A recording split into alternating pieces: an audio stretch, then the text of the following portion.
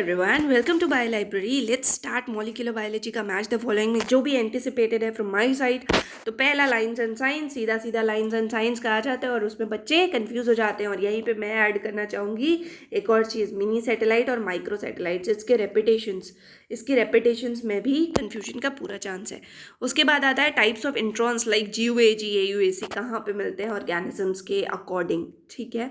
कहाँ पे splicing auto splicing हो रही है जो खुद से हो रही है, कहाँ पे स्प्लाइसियोसोम इंडिपेंडेंट स्प्लाइसिंग हो रही है।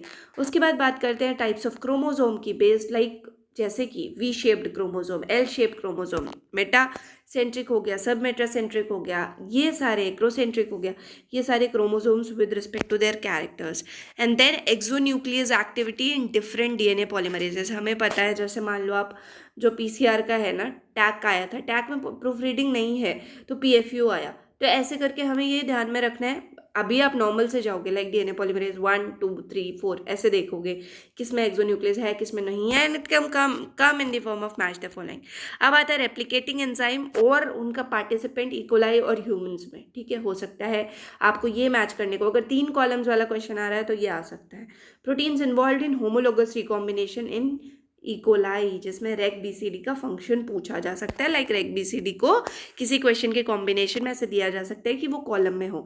फिर आता है RNA पॉलीमरेज सब यूनिट्स, उनकी फंक्शंस। ये तो बहुत ईजी है, लाइक सिग्मा वाला सबसे ईजी करना होगा तो सिग्मा दे दिया जाएगा। उसके बाद आता है RNA एंड DNA पॉलीमरेज का comparison with respect to exonuclease activity, primary requirement. ये आपको खुद भी पता होना चाहिए क्योंकि यही 2 मेजर डिफरेंसेस आते हैं। अल्फा एमिनिटिन की सेंसिटिविटी ऑफ RNA पॉलीमरेज, अगर बहुत ईजी बनना है तो ये बनेगा। और role of different sigma factors, ये आप एक बार देख के जाएंगे। सिग्मा 28 होता है, 54 होता है, कहाँ कौन सा यूज होता है।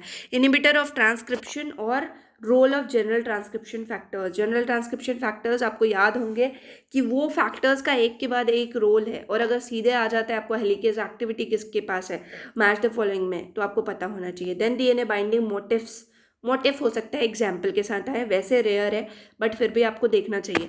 Jeans involve in life cycle of phage. हाँ, फाज की लाइफ साइकिल को मैंने मिसलिनियस टॉपिक में इसलिए नहीं डाला क्योंकि आप ऐसे ही पढ़ो, जीन्स इन्वॉल्व को एक बार देख लो और उसके बाद देख लो कि रियल में कब कौन सी लाइफ साइकिल फॉलो कर रहा है, यानी कि कौन सी स्ट्रैटेजी फॉलो कर रहा है। वूबल बेसिस बहुत इंपॉर्टेंट है आपके लिए, पहले भी मैंने बता दिया। स्ट्रक्चर ऑफ tRNA, मतलब उसका एल शेप स्ट्रक्चर क्या होता है, 2D स्ट्रक्चर, अगर सेकेंडरी स्ट्रक्चर की बात करें तो वो कैसा होता है। बेसिकली आपको क्लोवर लीफ और एल शेप का पता होना चाहिए, वैसे उसे इन्वर्टेड एल शेप बोलते हैं। फिर आती है ऐसी एंटीबायोटिक जो कि ट्रांसलेशन इनिबिट कर रही हैं, ये डायरेक्ट आ सकता है। ऐसी एंटीबायोटिक जो ट्रांसक्रिप्शन इनिबिट कर रही हैं, सीधे आ सकता है। ऐसे जो कि दोनों प्रोकैरियोट यूकैरियोट्स में इनिबिशन करती हैं, ऐसी antibiotic. And then mutagenic agents पे क्वेश्चन आ सकता है। कैलकुलेशन बेस्ड मुझे एक ही क्वेश्चन समझ आया पूरी मॉलिक्यूलर बायोलॉजी में, वो जब आपको रेडियो एक्टिविटी दी जाए और आपसे पूछा जाए कि लाइट टू हाइब्रिड DNA जो है सो एंड सो जनरेशन्स के बाद कितना हो जाएगा। हो सकता है उसमें अगर एक और चीज़ ऐड करनी हो तो ऐड कर देंगे कि उसमें मियोसिस हो रहा है, ठीक है। हो सकता है, आई कैन एक्सपेक्ट, इतना लॉजिक हो सकता है BRC में पूछ लिया जाए। Otherwise light to hybrid DNA का आफ्टर जनरेशन सीधा पूछा जाएगा, ठीक है। So thank you everybody. मैंने जल्दी निपटाने की कोशिश की ताकि आप सीधा मेन चीज़ पे फोकस कर सको। Thank you, keep studying. कल हम सेल बायोलॉजी करेंगे।